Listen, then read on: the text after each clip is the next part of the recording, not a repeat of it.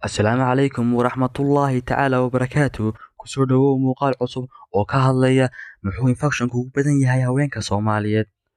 Waxaa idiin soo gudbinaya aniga oo ah Maxamed Aadan.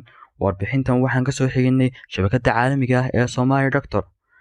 Maxay tahay sababta ugu badan yahay haweenkeena? Waa su'aal isweydiin mudan oo u baahan jawaab loo helo si loo ogaado cilladda jirta iyo siyaabaha looga hortago intaba.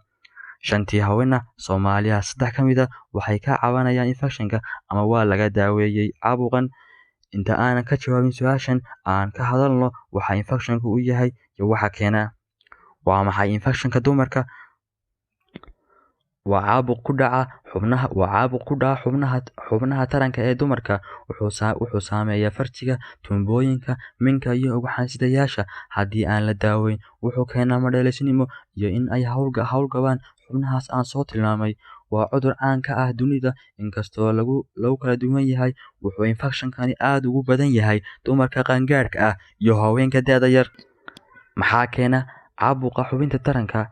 Sida Eebbe Subxaanahu wa Tacaala ugu talagalay, waxa xubnaha taranka ee dumarka ay leeyihiin waxyaabo ka hortaga infekshanka oo qof caafimaad qaba uusan ku dhici karin ilaa uu qofku la yimaado dhibaatooyin difaaca hoos u dhiga ama ka caawiya in bakteeriyadu taranto ama dhaawac gaadhsiiso afka minka, taasoo keenaysa in bakteeriyadu gudaha u gudubto.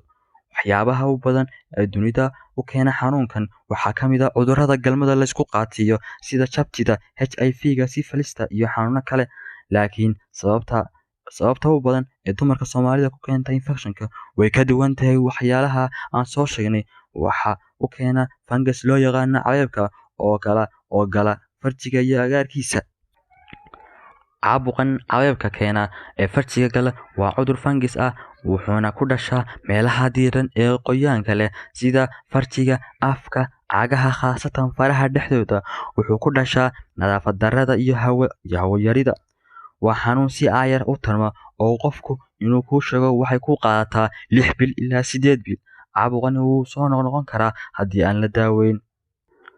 Haddii aan u gudubno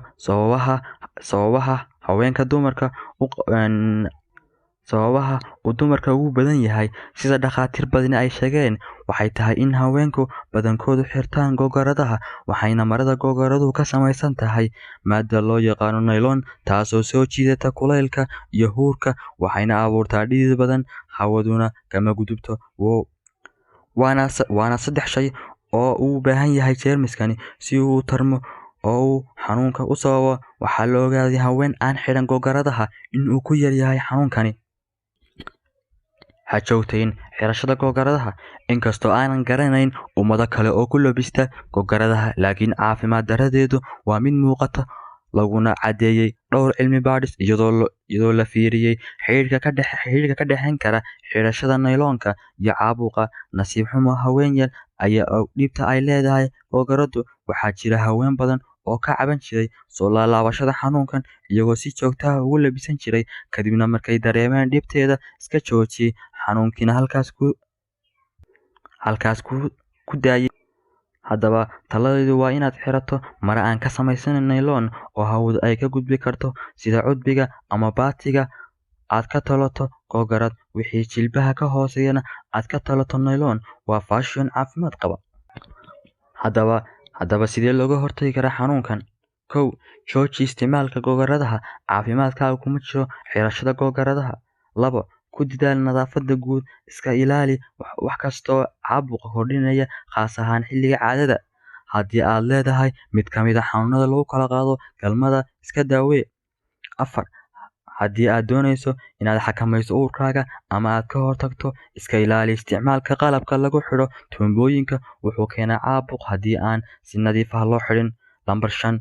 Ka fogow isticmaalka daawooyinka antibiyootiga ah ee aan dhakhtar kuu qorin. Waxay yareyn karaan difaaca jirka, sidaasna waxay u nuglaanayaan caabuqa. Ogow, haddii xanuunkan aad iska daaweyn ama aad ka hortagin, wuxuu kugu keenayaa dhalmo la'aan mustaqbalka ah. Fadlan sii faafi si ay u gaadho taladani kumanaan haweenkeena ka mid ah oo la dhibtoonaya xanuunkan. Daawashadaadu waa muhiim.